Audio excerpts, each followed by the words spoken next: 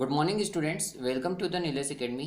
आज हम NCERT class 7 chapter 2 new king and kingdoms का सॉल्यूशंस देखेंगे। आपको मेरे वीडियो कैसे लग रहे हैं तो प्लीज़ कमेंट सेशन करना बिल्कुल ना भूलें और साथ ही साथ सब्सक्राइब करना भी ना भूलें। तो आइए अब हम देखते हैं इसका सॉल्यूशंस को। तो सॉल्यूशन जो है पेज नंबर 28 पे हम सबसे पहले शुरुआत करेंगे। इसमें दिया गया है मेज। तो सबसे पहले मेज द फ्लोइंग्स करेंगे। तो गुर्जर परिहार जो थे वो गुजरात एंड राजस्थान से थे, बिलोंग करते थे। राष्ट्रकूट जो थे वो वेस्ट बंगाल से बिलोंग करते थे। पास जो थे वो बंगाल से बिलोंग करते थे एंड चोलास जो थे वो तमिलनाडु से करते थे। अब हम क्वेश्चन नंबर सेकंड देखेंगे। क्वेश्चन नंबर सेकंड में हमसे वो क्या पूछ रहा है? क्वेश्चन नंबर सेकंड में हमसे पूछ रहा है who were the party involved in the tripartite struggles, यानी कि त्रिपक्षीय संघर्ष में कौन कौन पार्टी जो थी वो इन्वॉल्व थी। तो सबसे पहले हम पार्टी देखेंगे गुर्जर परिहार, सेकंड हो जाएगा राष्ट्रकूटास एंड थर्ड हो जाएगा हमारा पाल्स। ये तीन लोग जो थे वो इन्वॉल्व थे इन तीन पार्टीज में। नेक्स्ट हमारा क्वेश्चन देखेंगे, बड़ा ही इंपॉर्टेंट क्वेश्चन है। क्वेश्चन हमसे पूछा जा रहा है थर्ड कि जो चोल एम्पायर्स था उसमें जो सभा होती थी, उस सभा में जो कमेटी होती थी उसमें जो मेंबर्स होते थे उनकी क्वालिफिकेशंस क्या हुआ करती थी, उनकी सदस्यता यदि आपको ज्वाइन करनी तो उसकी क्वालिफिकेशंस क्या होती थी, तो वो हम देखेंगे सबसे पहले। तो उसमें हमें दिया गया है कि जो सभा की सदस्यता के लिए जो इच्छुक लोग थे वो क्या करते थे, वो किसी भूमि का क्या होना चाहिए, वो किसी भूमि का स्वामी तो होना चाहिए और वो वहाँ से होना चाहिए बिलोंग जहाँ से वो रिवेन्यू कलेक्ट करता है, मतलब भू राजस्व वसूला जाता है। जिस जगह से भू राजस्व वसूला जाता है वहाँ का वो लैंड ओनर होना चाहिए।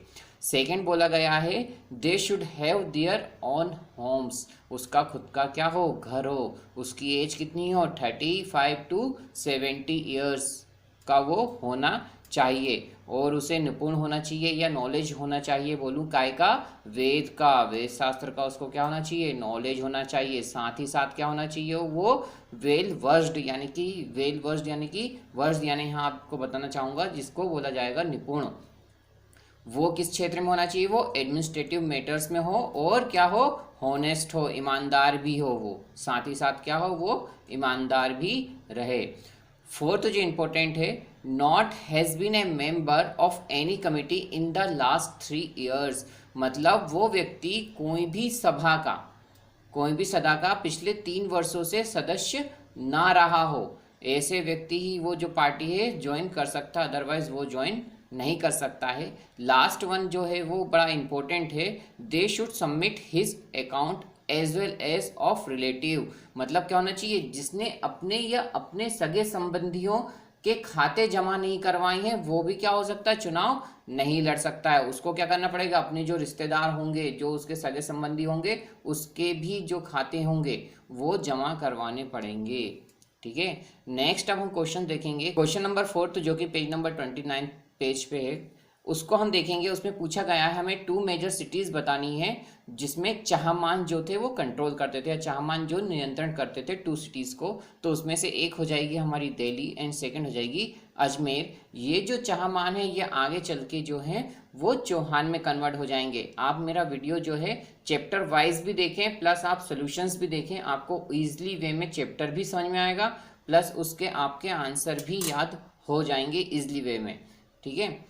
नेक्स्ट हम क्वेश्चन देखेंगे, question number 5, how did the Rashtrakuta become powers, Rashtrakuta जो थे वो कैसे पावरफुल हुए।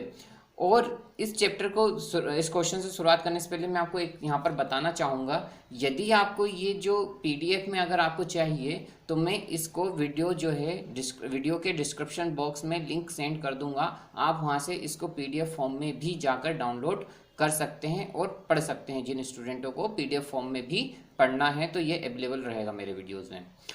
तो राष्ट्रकूट कैसे पावरफुल बने वो हम देखेंगे। इसमें क्या हो गया, Rashtrakuta were initially subordinate to the Chalukyas of Karnataka. देखिए राष्ट्रकूट जो थे वो कर्नाटका के जो चालुक्य थे उसके अधीन थे, राष्ट्रकूट जो थे चालुक्यों के अधीन थे। सेकंड क्या हुआ कि जो in mid of 8 centuries 8th century के बीच में क्या हुआ, जो चीफ था, राष्ट्रकूट का जो चीफ था दंतीदुर्ग, वो क्या करा, वो ओवर हेड यानी कि जो होता था, राजा जो होते थे किसके, चालुक्यास के, उसके अधीनता का होने से उसने मना कर दिया, उसके अधीन होने से मना कर दिया। और ओबियसली बात है, यदि अधीन होने से वह व्यक्ति मना कर देगा तो क्या होगी, ओबियसली फाइट हो जाएगी। तो फाइट होगी तो उसमें क्या होंगे, ये जो चालुक्यास हैं ये हार जाएंगे, राष्ट्रकूटों से चालुक्यास हार जाएंगे और हार जाएंगे। और वहीं पर क्या करेंगे, ये एक हिरण्यगर्भ नाम का एक अनुष्ठान भी करवाएंगे। कौन, राष्ट्रकूटास। राष्ट्रकूटास क्या करेंगे, हिरण्यगर्भ नाम का एक अनुष्ठान भी करवाएंगे। ये जो अनुष्ठान होगा ये किसके द्वारा होगा, ब्राह्मणों के द्वारा। ये अनुष्ठान इसलिए भी महत्वपूर्ण है, मैं यहीं पर एक पॉइंट बता दूंगा, जब आप नेक्स्ट क्वेश्चंस में इसको समझेंगे आगे चल के। ये जो अनुष्ठान होते थे जो ब्राह्मणों के द्वारा किया जाता था, हिरण्यगर्भ है, इसका मतलब ये होता था, हिरण्यगर्भ का मतलब कि सोने का गर्भ। ठीक है, पहली चीज तो ये हो गई हिरण्यगर्भ का मतलब। और ये जो अनुष्ठान जो ब्राह्मणों के साथ करवाया जाता था, इसका मतलब ये होता था कि जो व्यक्ति जन्मजात से क्षत्रिय नहीं है, उनमें भी ये जो जन्मजात जो क्षत्रियों के गुण हैं वो आ जाएंगे। वो क्या हो जाएगा, क्षत्रियों जैसा पावरफुल हो जाएगा। आगे चलकर आप देखेंगे कई सारे जो ब्राह्मण्स होंगे वो भी एज ए क्षत्रियों की तरह युद्ध लड़ेंगे और वीर गति को प्राप्त होंगे। ठीक है, नेक्स्ट हम देखेंगे। अब ऑब्वियसली बात है कि ये हिरण्यगर्भ क्या नाम के क्या करवाएंगे, ये अनुष्ठान जब करवाएंगे, when they gain powerful wealth and declare the themselves independence from their own lord over lords. तो क्या होगा यहाँ पर, अब यहाँ पर क्या होंगे, ये जो राष्ट्रकूट हैं ये चालुक्यों से एक प्रकार से अधीन, इंडिपेंडेंस, अपने आप को स्वतंत्रता घोषित भी कर देंगे।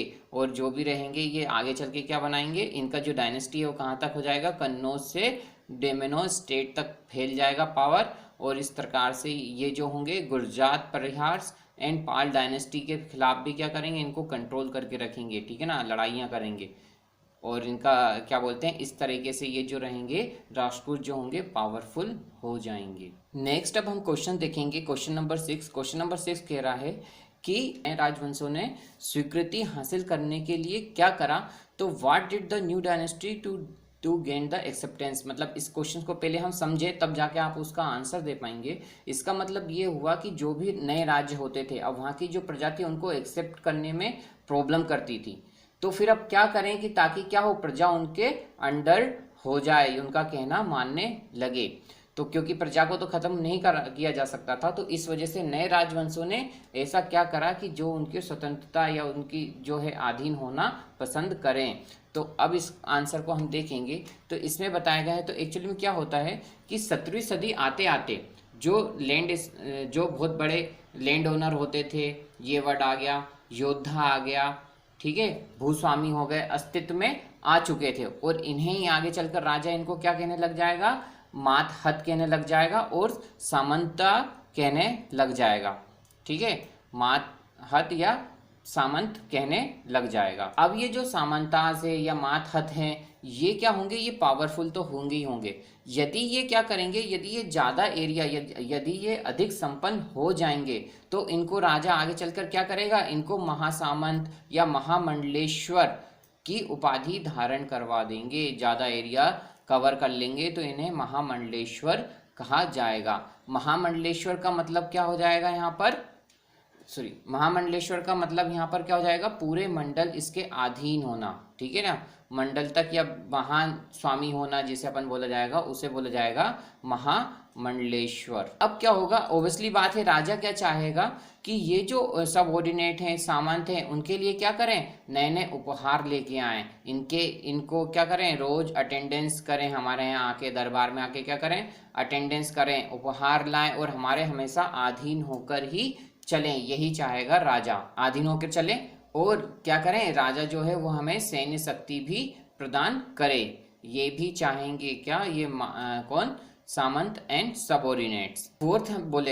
फोर्थ बोलेगा कि क्या होगा, आगे चलकर ये क्या करेंगे, अपने आप को इंडिपेंडेंस भी घोषित कर देंगे। जब कोई महामंडलेश्वर या जब कोई पावरफुल हो जाएगा तो वो अपने आप को क्या कर देगा, इंडिपेंडेंस या क्या करेंगे, राजा के अधीन होने से मना कर देंगे। और they fight against the neighbours religions, gain powerful and build temple to knowledge it. और वो क्या करेंगे, आजू बाजू जो रहेंगे जो नाइबर्स, उनकी जो सीमा, पड़ोसी राज्यों की जो सीमा लगेगी उनके खिलाफ जो करेंगे, युद्ध लड़ेंगे और टेम्पल का, और फिर उससे क्या करेंगे, एक नॉलेज लेंगे। अब हम देखेंगे क्वेश्चन नंबर 7। क्वेश्चन नंबर हमसे 7 क्या कह रहा है कि जो तमिल रीजन्स के थे यानी कि तमिल जो क्षेत्र था वो कृषि विभाग के वो किस तरह की सिंचाई व्यवस्था का विकास करा। जो तमिल रीजन्स था उसने किस तरह की सिंचाई व्यवस्था का विकास करा, ये देखेंगे अब हम क्वेश्चन नंबर 7 में। तो इसका आंसर देखेंगे तो ओबियसली बात है, जो ये जो कावेरी रिवर से कावेरी रिवर्स क्या करती है कि बंगाल की खाड़ी में गिरने से पहले जब ये बे ऑफ बंगाल में जाती है तो कई छोटे छोटे हिस्सों में इस तरह से ये टूट जाती है। तो यहाँ से जो जल निकलता है इसके पास से, यहाँ से कई सारा क्या होता है, उन्हें मॉइस्चर प्राप्त होता है। इसके जो किनारे रहते हैं यहाँ पर मॉइस्चर प्राइज होता है, जिसकी वजह से यहाँ पर किया जाता है, राइस जो होता है, चावल की खेती की जाती है। ठीक है, यहाँ पर चावल की खेती की जाती है इसके आजू बाजू। सेकंड क्या करेंगे ये कि क्या करेंगे, कई सारे कुएं खुदवाएंगे, वेल्स बनाएंगे, ठीक है ना, एक बड़ा सा एक प्रकार का टैंक बना देंगे। इस प्रकार का साउथ साइड आप जाएंगे तो कई प्रकार से आप देखेंगे एक प्रकार का इस तालाब का एक बड़ा सा गड्ढा करवा देंगे, जिसको आगे चल के तालाब भी बोल देंगे या बावड़ी भी बोला जाएगा, इसको आगे चल के बावड़ी भी बोलेंगे। तो यहाँ पर क्या होंगे, इसमें एक बहुत बड़ा गहरा गड्ढा टाइप का करवा देंगे, इसमें क्या होगा, पानी स्टोर करेंगे और यहाँ पर सीढ़ियाँ टाइप की लगी होंगी जो इसके अंदर उतरकर पानी भरकर और वापस जा सकेंगे। इसमें जो वाटर जो रिवर्स का पानी रहेगा वो भी स्टोर हो जाएगा इस बावड़ी में। ठीक है, तो इस प्रकार से क्या करेंगे, वो ह्यूज टैंक्स भी कंस्ट्रक्टेड करेंगे, जिसकी वजह से रेन वाटर क्या होगा वहाँ पर कलेक्ट हो जाएगा। एम्बैंकमेंट मतलब क्या होगा, ऑब्वियसली बात है, बांध बनवाएंगे। ये नदियों पे क्या करवाएंगे, बांध बनवाएंगे पानी रोकने के लिए, और कैनाल्स कंस्ट्रक्टेड करेंगे जिसकी वजह से सिंचाई की जाएगी। लास्ट जो होगा लास्ट है स्लूस गेट। स्लूस गेट मतलब क्या होगा, एक प्रकार का गेट होगा तो हो सकेगा तो मैं आपको इमेज प्रोवाइड करवा दूंगा। एक स्लूस गेट होता है जो कि आपने तट बांधो या बांध जो होंगे वहां पर आपने देखे होंगे स्लूस गेट, जिसकी वजह से थोड़ा सा ओपन कर देंगे, उसमें क्या होगा, जो वाटर फ्लो होगा, जो डैम्स का जो वाटर है वो धीरे धीरे फ्लो होता जाएगा, एकदम से ना निकलेगा। तो वो क्या होगा, वाटर जो होगा आउटर जो फ्लो होगा वो ना होके स्लूस गेट थोड़ा सा हल्का सा खोल देंगे, जिसकी वजह से वाटर जो है धीरे धीरे पानी छोड़ता जाएगा। ठीक है ना, जो टैंकर या इनटू कैनाल्स में जाकर वहां पर फीड हो जाएगा। नेक्स्ट अब हम क्वेश्चन देखेंगे, क्वेश्चन नंबर 8। चोल टेम्पल्स के साथ कौन कौन सी गतिविधियां जुड़ी हुई हैं। ठीक है, क्या है, एक्टिविटीज बतानी है हमें चोल टेम्पल्स की। Activity associated with Chola temples के साथ कौन कौन सी गतिविधियां जुड़ी हुई हैं, तो ये हम देखेंगे। चोल टेम्पल आपको कहाँ देखने को मिलेंगे, तो ये ओबियसली आपको जो है तमिलनाडु साइड जो है वो चोल टेम्पल्स देखने को मिलेंगे। तो वो क्या होता था, टेम्पल एक प्रकार से सेंटर पॉइंट होता था। टेम्पल क्या होता था, सेंटर पॉइंट होता था, और इसके आजू बाजू क्या होते थे, लोग बाग निवास करते थे। यहीं पर आजू बाजू अपना क्या करते थे, काम व्यवसाय जो था वो करते थे। और they were not the only place worship, और वहाँ पर क्या होते थे, वो केवल पूजा ही नहीं करते थे, उनकी ये जो टेम्पल होते थे, इनके थ्रू क्या होते थे, वो economically, social and cultural life as well as जिया करते थे। कैसे कि जो ये टेम्पल होता था इसी से ही उन्हें क्या होती थी, आमदनी होती थी। लोग बाग आएंगे तो ऑब्वियसली बात है कि जो बाजार रहेगा वहाँ पर क्या करेंगे, पैसे इन्वेस्टमेंट करेंगे, उनकी सांस्कृतिक गतिविधियाँ बढ़ेंगी, मंदिरों को और बढ़ावा मिलेगा, एंड उनकी सांस्कृतिक लाइफ भी वेल मैनेज्ड होगी। तो एक मंदिर केवल क्या करेगा, उसको economically, socially and cultural life को भी इफेक्टेड करता है।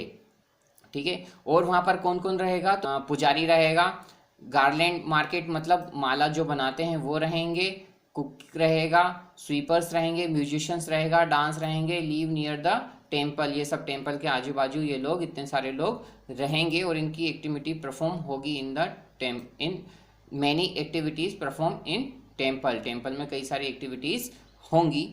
Temple were also associated with market of bronze. देखिए ये जो इंपॉर्टेंट है, फिफ्थ वाला जो पॉइंट है बहुत ही इंपॉर्टेंट है। इसका मतलब क्या होगा कि ये जो चोल्स टेम्पल्स होते थे, इसमें जो कांस की ये जो ब्रॉन्ज आपको देख रहे हो ना, ये इमेज जो बनाते थे या कांस की जो मूर्ति जो बनाते थे वो चोल्स के टाइम्स में दुनिया में ना बनती थी वैसी मूर्ति ये बनाते थे चोल्स टेम्पल्स में।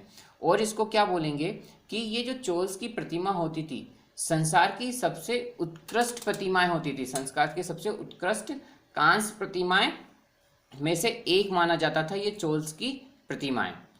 तो आपको ये मेरा वीडियो कैसा लगा? Please like share comment subscribe करना बिल्कुल ना भूलें।